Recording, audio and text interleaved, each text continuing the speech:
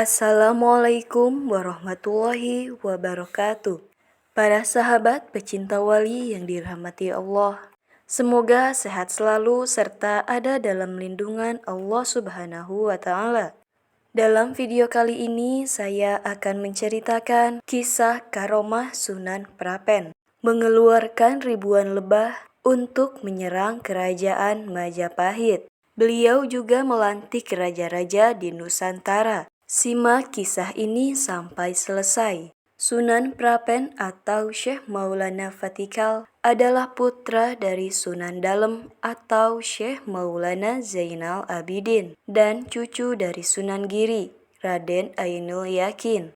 Beliau lahir sekitar tahun 1412 Saka. Sunan Prapen merupakan penerus dinasti Giri keempat 1507 sampai 1605 Masehi. Saat dipimpin Sunan Prapenlah Giri Kedaton tidak hanya dikenal sebagai tempat belajar, namun menjadi daerah yang mempunyai pemerintahan, kekuasaan, dan kekuatan politik. Hal inilah yang membuat Prabu Brawijaya V, Raja Majapahit yang terakhir, memerintahkan Patih Maudara untuk menyerang Giri Kedaton. Karena pimpinannya yaitu Sunan Prapen tidak mau menyatakan takluk kepada Majapahit. Berdasarkan Babad Tanah Jawa dan Serat Centini, ribuan pasukan Majapahit yang dipimpin Patih Maudara yang menyerang Giri Kedaton akhirnya mampu menguasai hampir sebagian wilayah Giri Kedaton dan banyak menewaskan para santri yang ada. Seluruh bangunan di kawasan Giri semuanya dibakar habis. Giri Kedaton menjadi lautan api. Harta benda dijarah, kaum wanitanya diperkosa. Sunan Prapen dan pengikutnya lalu mundur ke makam Sunan Giri. Kemudian di kompleks makam tersebut Sunan Prapen berdoa kepada Allah. Selesai berdoa, kemudian memerintahkan juru kunci membuka pintu kayu. Di kompleks makam kemudian keluarlah ribuan tawon atau lebah beracun. Ribuan tawon tersebut terbang ke angkasa, bergumpalan bagaikan awan hitam yang menyerang barisan pasukan Majapahit yang sedang bersenang-senang karena kemenangannya. Para prajurit Majapahit lari pontang-panting, seluruh tubuhnya menjadi lebam karena sengatan lebah beracun. Banyak korban yang tewas melihat keadaan yang tidak terkendali. Sebagian prajurit lebih baik mencari selamat lari masuk hutan. Namun barisan lebah yang semakin banyak itu mengikuti larinya rombongan Patih Maudara hingga sampai di kerajaan Majapahit.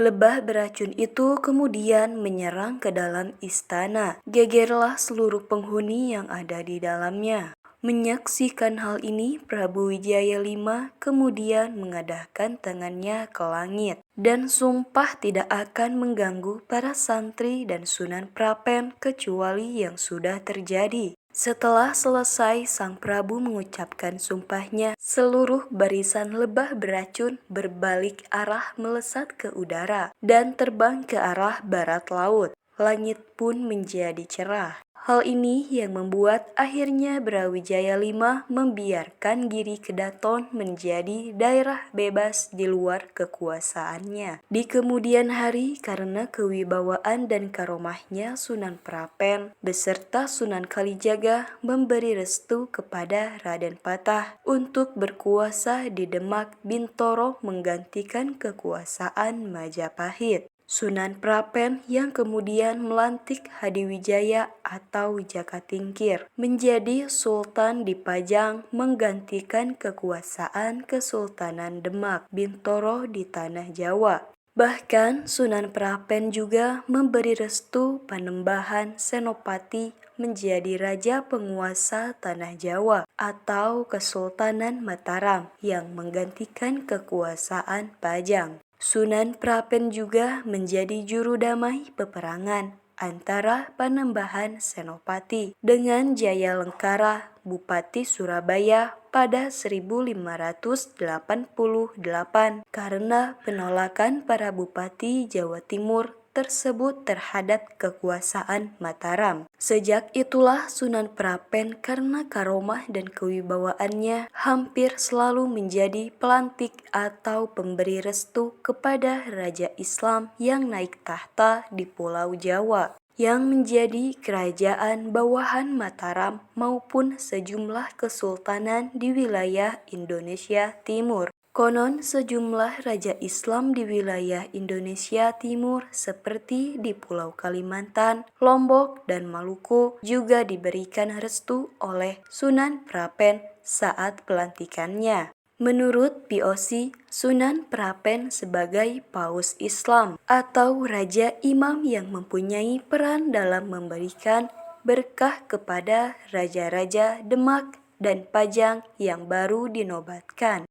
Bahkan beliau memiliki pengaruh besar sampai ke Kalimantan, Sulawesi, dan Lombok. Sunan Prapen adalah seorang pujangga besar pengubah kitab Asrar yang kemudian digunakan sebagai dasar menyusun Jongko Joyoboyo. Di samping itu beliau juga seorang empu atau pembuat keris yang salah satu karyanya terkenal dengan nama Keris Suro Angun-Angun. Pada masa Sunan Prapen inilah Giri mengalami masa kejayaan. Sunan Prapen wafat pada tahun 1512 Saka atau 1605 Masehi. Sedangkan haul Sunan Prapen jatuh pada tanggal 15 Syawal setiap tahunnya.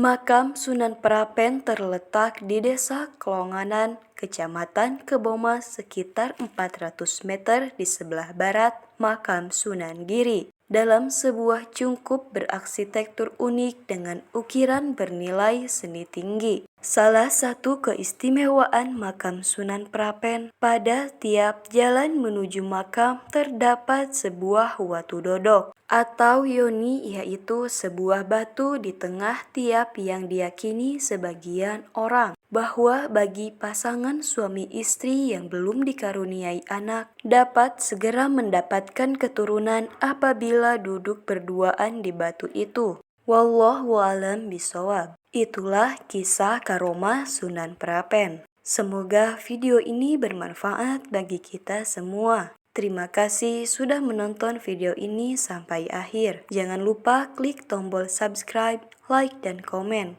Aktifkan loncengnya agar tidak ketinggalan kisah para wali yang lainnya. Wassalamualaikum warahmatullahi wabarakatuh.